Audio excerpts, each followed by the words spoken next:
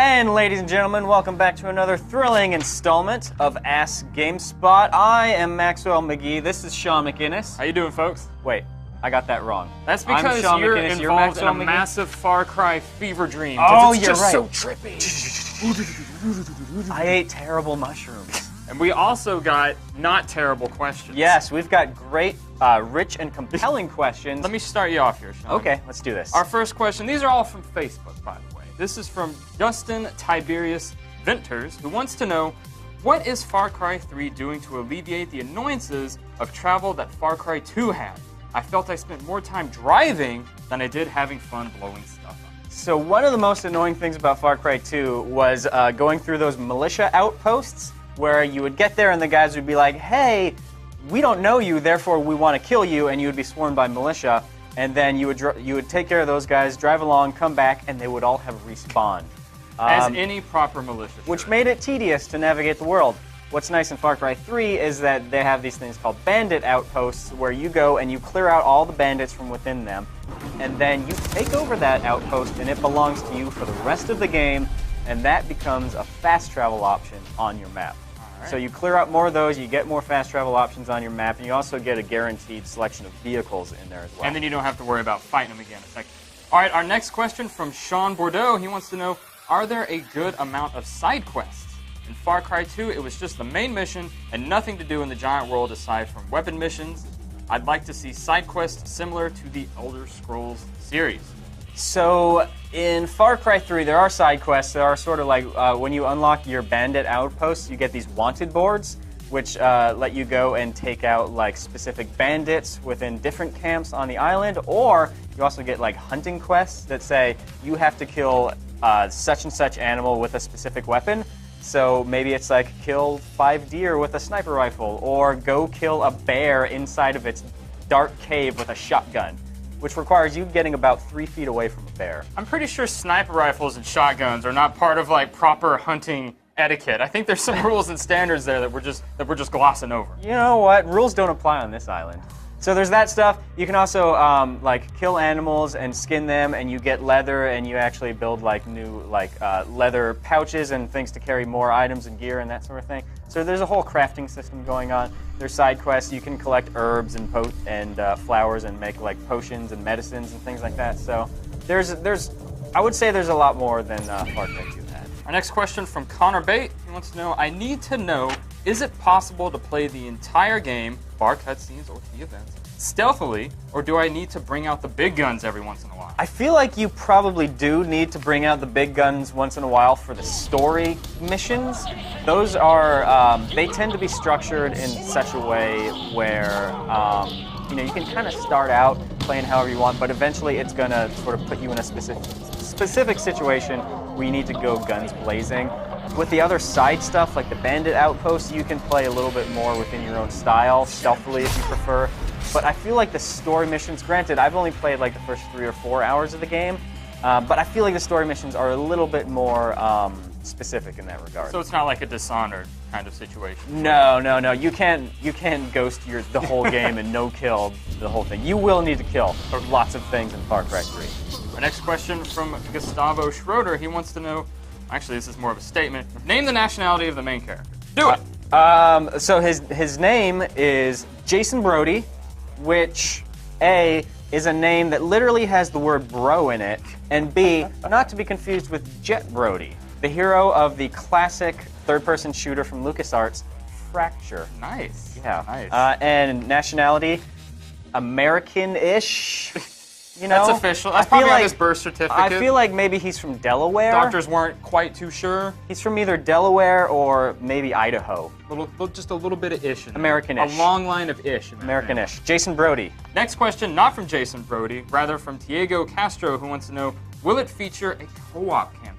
There are co-op missions. I don't know if it's like a fully fleshed out sequential campaign where each mission goes from, follows a story thread from one to the other. I do know that there's co-op missions. It's 4 players. You guys are competing against enemies. As for the whole structure of it, I'm not sure. That's a good question. You stumped me. Our next question comes from Saeed Marabi. He wants to know, swimming in the sea is comfortable, or we should always be careful of shark attacks? The sea to this beauty must be challenging and dangerous like Voss. Even the specific missions of the time for this part of the game design. That was the most beautiful haiku that I've ever heard in my lifetime. So, Saeed, well done there. I'm Powerful stuff. What I gather from that is that you want to know about whether the sea is dangerous because there are sharks. I think he wants to know if you're going to be hunting sharks. Are you going to? Yes, you can hunt sharks in the Baller. game. So what you do is you climb these radio towers, and it's sort of like synchronizing the map in Assassin's Creed, where it starts with a fog of war on the map. You climb up, you synchronize, and then you unlock all these like different icons on your map, and I believe that includes known locations of specific animals. Like so sharks. you can find out which parts of the ocean the sharks tend to hang out in. It's not a guarantee, but you kind of know they're located there. So maybe it's best to avoid that if you don't want to go after sharks. But if you do, that's where you want to go. That said, there are other animals in the water, like giant stingrays as well, and sea turtles, which don't attack you, but they are adorable. But the rivers and things like that, water inland, it tends to be much safer. This next question comes from Brian Schlipanicki, maybe?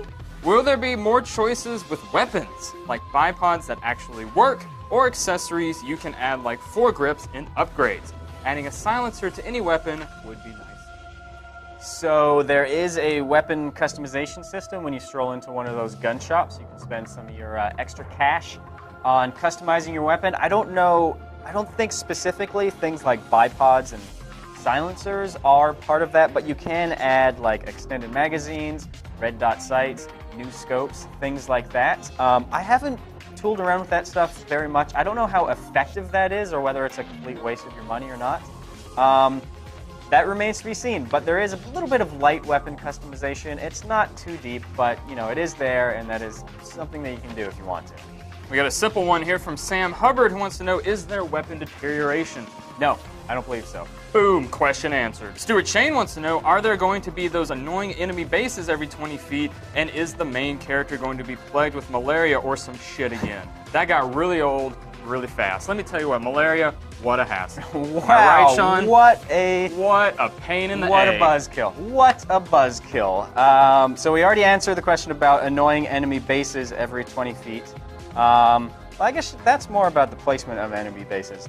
They don't seem to be as frequent as they did in Far Cry 2, but at the same time, they're not as annoying as they were in Far Cry 2, so maybe that's why they seem a little bit more spaced out. I'm not sure. Balances out a little bit. I don't know specifically about like the density in terms of geography. What about the amount of malaria? The amount of malaria, you are not plagued with malaria or some shit. You're not plagued with some shit. What you are plagued with is insanity. I got a case of the craze. I got a case of the crazies. Everyone on this island is just a little bit off. You meet some really wacky characters, especially including the main villain, Voss, who is just off his rocker.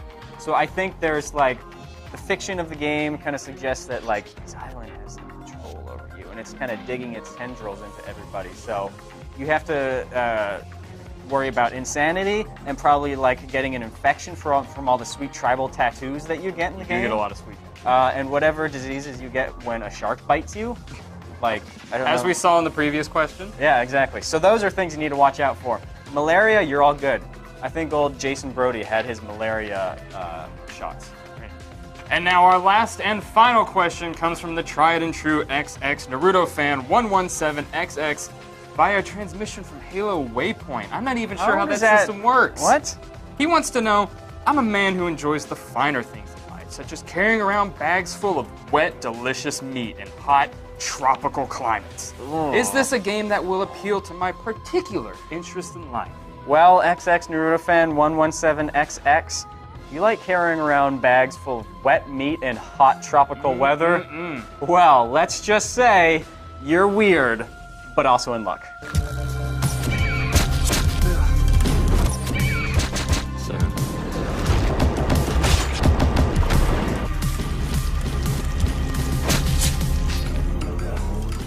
And thus concludes our latest episode of Ask GameSpot. I hope that answered all the questions you had about Far Cry 3 and then some, but if it didn't, feel free to ask some more in the comments and I'll see if I can't clarify anything. Anyways, that's Maxwell McGee. I'm Sean McInnes. Thanks a lot, everyone. See you later.